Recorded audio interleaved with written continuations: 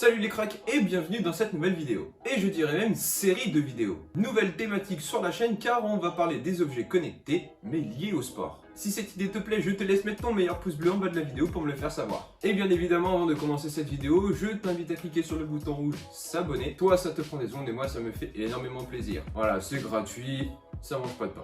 Maintenant on reprend la vidéo. Bon, comme tu le sais, les nouvelles technologies ça évolue super vite et dans le sport d'aujourd'hui on ne peut plus rien faire sans les technologies. Bon, j'exagère un petit peu, on peut pas rien faire, mais elle prend une place énorme dans le sport d'aujourd'hui pour calculer plein de paramètres et plein d'autres choses liées à la performance. Dans cette vidéo, on va pas se perdre dans tous les paramètres mesurables, sinon la vidéo va durer 3 heures. Pour commencer cette nouvelle série de vidéos, eh bien on va parler d'un objet connecté qui est très accessible et très connu, c'est le bracelet connecté. Alors tu as plein de prix, plein de gammes différentes, mais aujourd'hui nous allons voir le Xiaomi Mi Smart Brand 4 au prix de 40 €. Donc je l'ai actuellement sur moi et je te montrerai un petit peu après. Ce bracelet permet de voir tes performances un peu plus dans le détail. Bon, tout d'abord, elle te donne l'heure, voilà, basique. Ensuite, elle possède un capteur pour le rythme cardiaque. Donc je vais te montrer.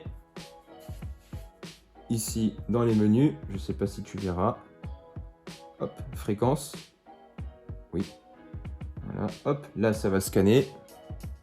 Et voilà, je suis à 80 BPM. Donc avec le stress de la vidéo, ici il fait assez chaud, donc voilà, mon rythme cardiaque est un peu plus élevé qu'à la normale. Donc voilà, pour l'avoir utilisé en sport, je le trouve assez précis. Tu as ensuite le menu entraînement et c'est là que ça devient intéressant. Tu peux choisir le sport ou la catégorie de sport que tu pratiques et le bracelet va s'adapter et calculer tes performances différemment. Donc là tu vois, tu as la course en plein air, la course sur tapis, le cyclisme, la marche, freestyle, natation. Et oui, natation car le bracelet est bien sûr étanche jusqu'à 50 mètres. Tu as ensuite des applications beaucoup plus basiques comme le minuteur, le chronomètre ou la météo par exemple. Petit bémol quand même pour le podomètre, donc la mesure du nombre de pas. Car même si tu ne bouges pas, tu as juste à agiter les bras pour que le bracelet croie que tu marches. Donc il comptabilise ce nombre de pas. Donc ça veut dire que tu peux rester dans ton lit toute la journée, agiter tes bras et en fait tu auras marché. Mais bon, ça je ne lui en veux pas car il y a beaucoup d'appareils qui fonctionnent comme ça. Un point positif cependant, c'est l'autonomie de ce bracelet. Avec une charge, tu peux tenir jusqu'à 20 jours sans le recharger. Donc c'est très pratique si tu oublies de le charger. Le bracelet est connecté sur ton téléphone via une application disponible sur iOS et sur Android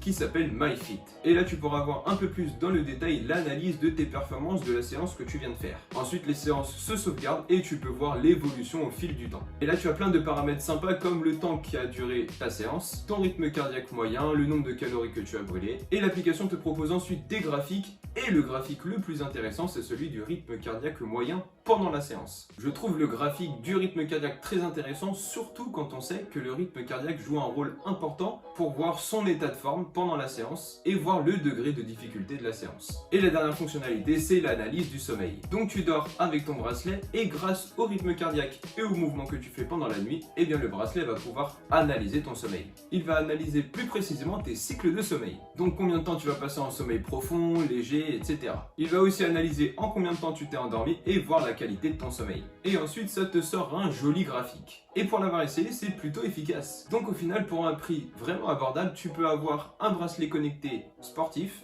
poursuivre tes séances de sport et suivre aussi ta santé, grâce notamment au suivi de l'évolution du poids et du sommeil, ce qui est plutôt pas mal. Donc je le valide bien évidemment. Et voilà, cette vidéo sur le bracelet connecté maintenant terminée, j'espère qu'elle t'aura plu. Donc c'est une vidéo sur les objets connectés, la première d'une longue série je l'espère. Si cette vidéo t'a plu, n'hésite pas à me laisser un petit pouce bleu, à t'abonner si ce n'est pas déjà fait.